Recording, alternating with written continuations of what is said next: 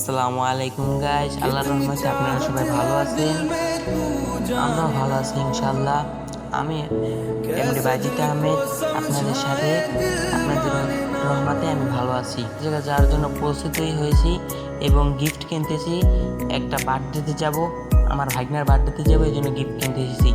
ভাই গিফটটা প্যাক করে দিয়েছে এবং আমরা বাসায় রওনা দিয়েছি। রওনা দিয়ে বাস ধরে বাসায় আসলাম, দিক দিয়ে আসলাম, এসে দেখলাম বাসায় একটু দাঁড়াইলাম।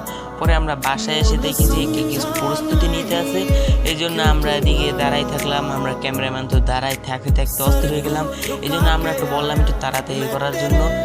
তারা অনেক করতে আছে, পরে তাড়াতাড়ি করলো। তারা তাড়াতাড়ি করার জন্য চেষ্টা করলো এবং তারা মোমবাতি ধরাইলো।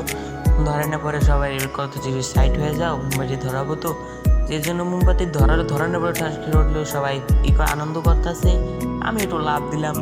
এদিক দিয়েও তো আমার অবস্থা অনেক অনেকক্ষণ ধরে খাড়াইতে আর পুরো ব্যথা হয়ে গেছে। ক্যামেরাতে ধরে আছি আমি তো ওদের মাথা। সবাই ভালো থাকবেন, পরের ভিডিওতে আবার দেখা হবে ইনশাআল্লাহ।